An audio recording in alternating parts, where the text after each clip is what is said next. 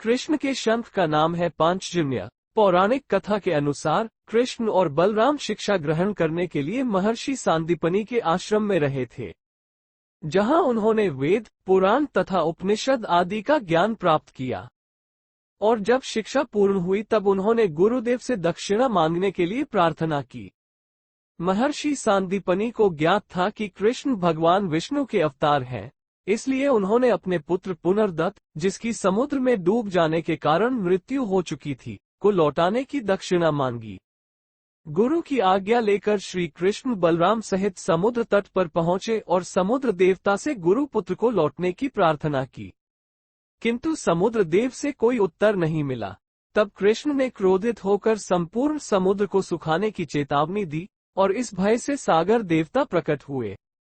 उन्होंने कृष्ण के आगे हाथ जोड़कर उन्हें प्रणाम किया और बताया कि महर्षि का पुत्र सागर में नहीं है, किंतु साथ ही उन्होंने आशंका उत्पन्न की कि सागर तल में एक असुर, जिसका नाम पंचन था, रहता है। पंचन शंखासुर नाम से प्रसिद्ध था और वह मनुष्य को अपना भोजन बनाकर खा लेता था। सागर देव ने कहा, हो सकता है कि उसी ने गुरु पुत्र को अपना निवाला बना लिया हो। ये सुन कृष्ण और बलराम सागर के तल में उतर गए और शंखासुर की खोज की।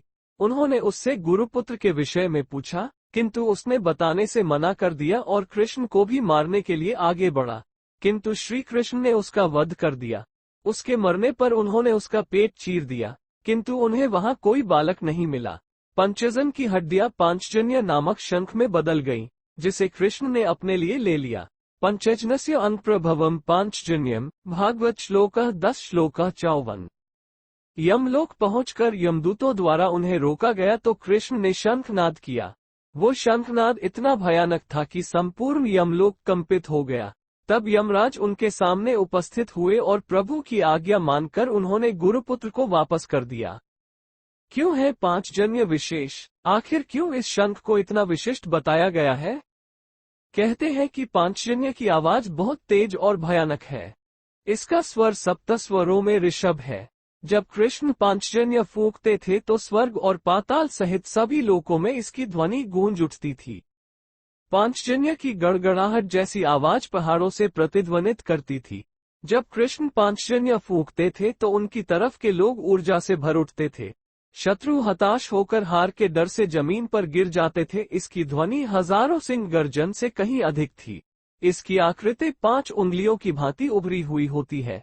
इससे मिलते जुलते शंख आज भी लोग मिलने का दावा करते हैं, किंतु वे सब इस शंख की तरह चमत्कारिक व शक्तिशाली नहीं होते। कृष्ण के शंख पांचजन्य को शंखों का राजा शंखराज कहा जाता है। ये शंखों में सबसे महान है। ये गाय के दूध के समान सफेद और पूर्णिमा के समान तेज है।